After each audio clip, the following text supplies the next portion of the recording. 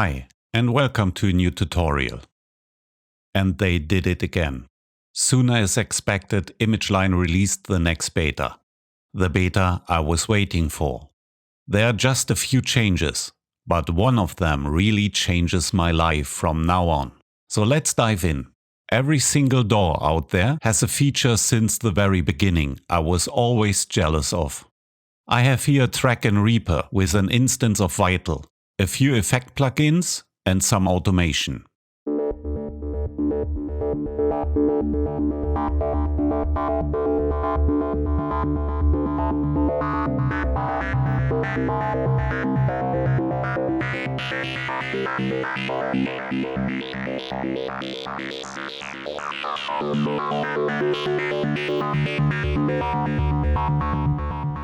Let's say I have this track adjusted to my liking, but I would like to experiment a bit further, but without destroying this version I already like. Or perhaps use it as a new starting point for a layering sound.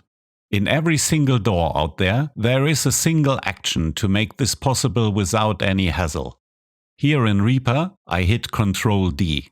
It makes me an exact duplicate of the original track, with the instrument, all effects, automation, MIDI, everything ready to go with a single command.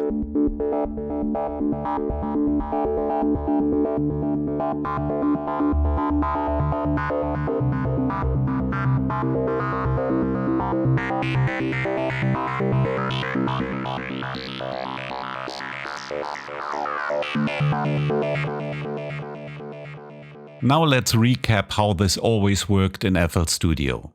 I got here the same sound, same MIDI, same automation, same effects.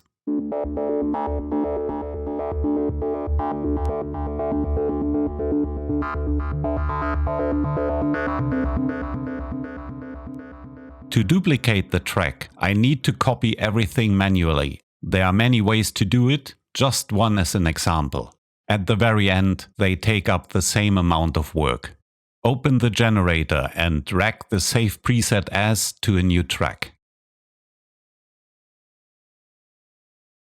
Going into the pattern and copy the nodes to a new pattern and the new generator. Creating the automation clips for the new generator and copy-pasting the original shapes.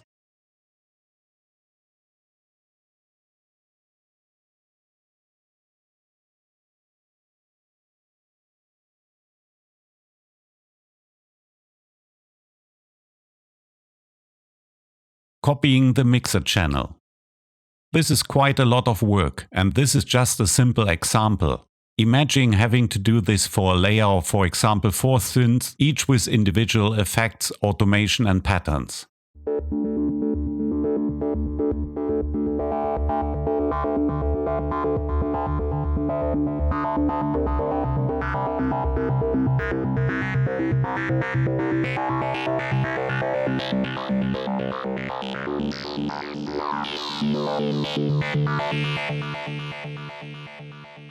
But no longer. ImageLine finally managed to offer duplicating of playlist tracks, with the option to clone patterns, audio clips, automation, effects in linked mixer tracks, and grouped playlist tracks. Now a single command is all you have to do to duplicate everything you need.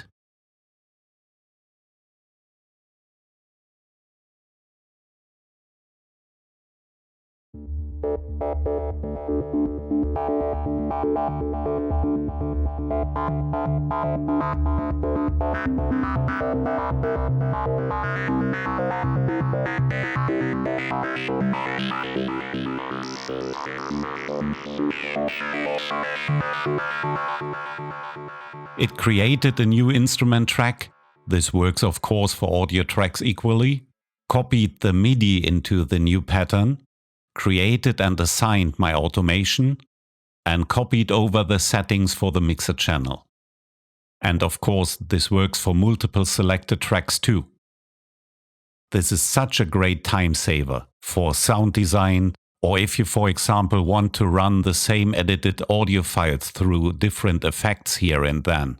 making reverb or delay through-ins without having to automate anything in a sec. 1, 2, 3, 4.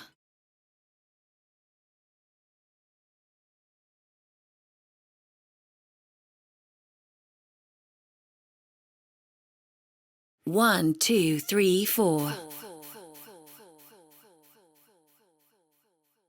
For me personally, this whole beta cycle, respectively the resulting final version, was the most important update I ever had in FL Studio. All these changes to the workflow with playlist tracks, being able to select them, being able to execute commands for all selected ones like deleting or grouping in one go, being able to insert plugins or generators to all selected at once.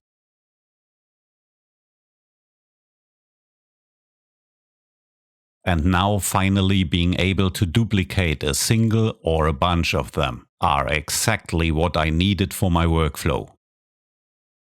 This DAW is more and more turning into a production monster, offering its normal workflow as usual for everybody enjoying to work with the highest level of flexibility, but slowly bringing all the goodies of linear DAWs as an option for people like me who like a mix of both.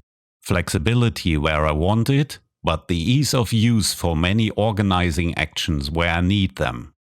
I am very sure this kind of openness will attract more and more users in future, and many other companies will have hard times. But back on topic. There was a change to mixer behavior for armed audio tracks. If I changed the associated playlist audio track to an instrument track, there is no sense more in the mixer track for being record armed any longer. This new addition disarms the mixer track in such a case. And finally again a change for MIDI scripting and some bug fixes. Please be sure to have read the known issues to not run into any trouble which could have avoided easily.